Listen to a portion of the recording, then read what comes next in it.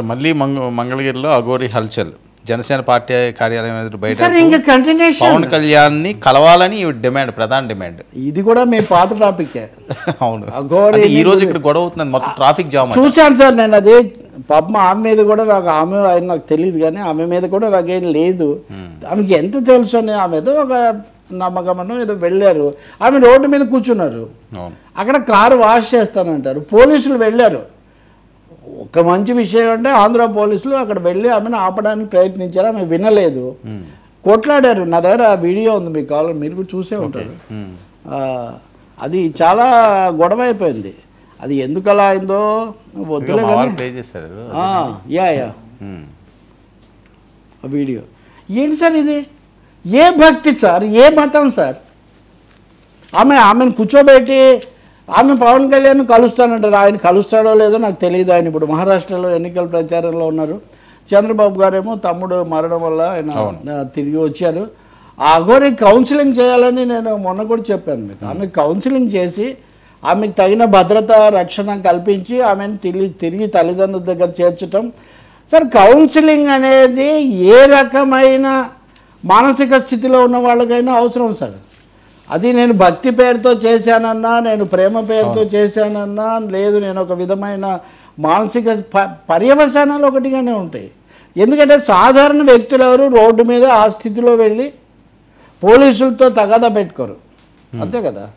కానీ ఇది జరగబట్టి దాదాపు వారమైనా ఎందుకు ఆంధ్ర పోలీసులు కానీ అక్కడ ఉన్నటువంటి ప్రభుత్వము సంబంధిత శాఖలు కానీ ఎందుకు శ్రద్ధ తీసుకోలేదో నాకు తెలియదు. ఇప్పుడు మనం చర్చిస్తున్న అంశానికి ఇప్పుడు ఆమె నిరాహార దీక్ష ఏదో కూడా చేయొచ్చు, నా పట్ల తప్పుగా వ్యవహరించారు అది ఇదని. కాబట్టి నా ఉద్దేశంలో మహిళా నాయకులు అలాగే మనస్తత్వవేత్తలు ఇతరులు చూడండి ఆ సన్నివేశం. ఏం చెప్తాం మనం? ఎప్పుడైనా ఊహించారా ఇటువంటిది? అసలు ఊహకు కూడా అందని ఒక ఉద్రిక్త పరిస్థితి. సో అన్నీ అదుపుతా. నేను ఇందా చెప్తుంది అదే కదా, ఇది అక్కడి నుంచి ఇక్కడి వరకు ఇదే జరుగుతుంది. ఈరోజు తిరుమల తిరుపతి దేవస్థానం కొత్త బోర్డు సమావేశం అవుతుంది. కీలక నిర్ణయాలు ఇప్పటికే వాళ్ళు తీసుకున్న ఒక నిర్ణయం అయితే మటుకు భక్తుల కోరిక వద్దన్న తర్వాత ఏదో మార్చారు. శ్రీవాణిది నడుస్తుంది కాదు, గరుడ వారధి అనేది ఒక పేరు ఏదో మార్చాలని పెడితే ఉన్న పేరు ఏదో ఉంచండి అని ఆయన ఛానల్లోనే చూశాను నేను. అందుకని అది అధికారికంగానే ఓకే అనుకుంటున్నాను. ఏదైనా ఇటు భక్తుల మనోభావాలు రాజకీయ అంశాలు అన్నీ దృష్టిలో పెట్టుకొని భవిష్యత్తులో వివాదాలు రాకుండా చేస్తే చాలా మంచిది. దీంట్లో మనం ఏమి మైలేజ్ కోసం చూడాల్సిన అవసరం ఎవరైనా కానీ ఇటైనా అటైనా.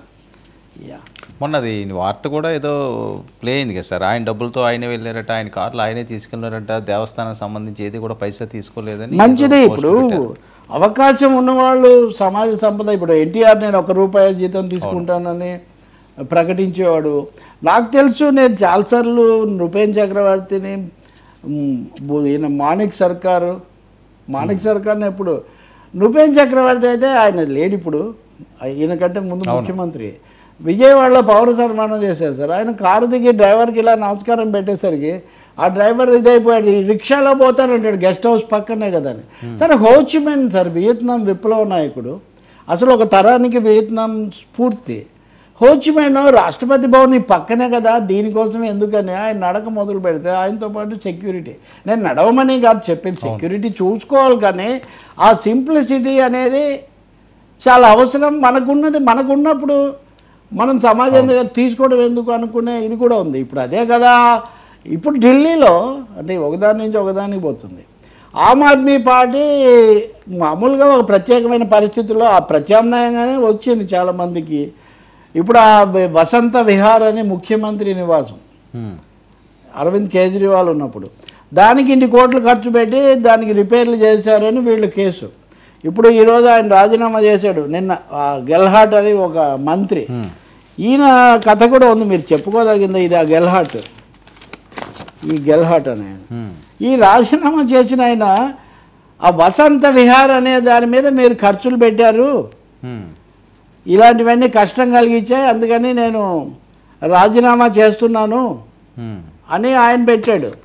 రాజీనామా చేసి బీజేపీలో చేరుతున్నాడు. అయితే ఈయన ఎటువంటి కథ ఉందంటే దేశంలో ఈయన మీద కూడా ఈడీ దాడి చేసింది, ఈయన మీద కూడా సిబిఐ శేష్ మహల్.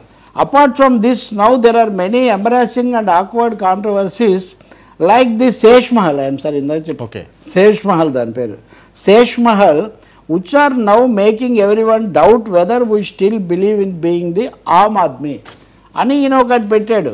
కానీ ఈయన ఏంటంటే ఈయన మీద కేసులు పెట్టారు, ఒత్తిడికి తట్టుకోలేక రాజీనామా చేశాడని ఆమ్ ఆద్మీ పార్టీ అధికార ప్రతినిధులు వాళ్ళు అంటున్నారు.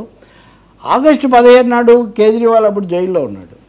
జెండా ఎవరు ఎగరేయాలంటే ఇప్పుడు ముఖ్యమంత్రి అయినటువంటి అతీషి ఆమె ఎగరేస్తారు అని ముఖ్యమంత్రిగా ఉన్న కేజ్రీవాల్ చెప్తే, కానీ లెఫ్టినెంట్ గవర్నర్ సక్సేనా మటుకు ఈయనని గెల్హాట్ ఎత్తే జెండా ఎగరేస్తాడని ఆయన అంటే అప్పటి నుంచే ఈయనకు బీజేపీకి నడుస్తుందనమాట. ఎనివే మన రెఫరెన్స్ ఏదంటే సింప్లిసిటీ. కేజ్రీవాల్ వచ్చినప్పుడు కూడా సింపుల్ అనే ఎక్కువగా ఈ ముఖ్యమంత్రులు నేను చెప్పిన వాళ్ళు కూడా అలాగే అనుకునేవాళ్ళు. వీళ్ళు చాలామంది బ్రహ్మచారులు సార్, కామరాజు నాడారు ఇట్లాంటి వాళ్ళు. మరి నిజంగా నాయుడు గారు నా డబ్బులతోనే నేను చేస్తాను అని చెప్తే చాలా మంచిదే కదా. వెంకటేశ్వర స్వామి కూడా సంతోషిస్తాడు సార్, ఎందుకంటే వెంకటేశ్వర స్వామికి వడ్డీ కాసులు వాడని పేరు కాబట్టి ఆయనకు డబ్బులు చాలా తక్కువ. ఏదో ఒక విధంగా అసలు ఆయన అవతారం ఎత్తిందే కుబేరుడికి చేసిన అప్పు తీర్చడానికి. అంటే ఇప్పుడు మనం ప్రపంచ బ్యాంకు అప్పులు ఇవన్నీ మనం ఎదుర్కొంటున్నామే, ఎప్పుడో ఇవన్నీ ఎదుర్కొన్నటువంటి వాడు 7 కొండల వెంకటేశ్వర. కాబట్టి కోటికి పడగెత్తిన ధనవంతుడు నీ గుడి ముంగిట సామాన్యుడు, కూటి కోసం శ్రమపడే నిర్భాగ్యుడు నీ కృపకెప్పుడు సమపాత్రుడు అని పాట.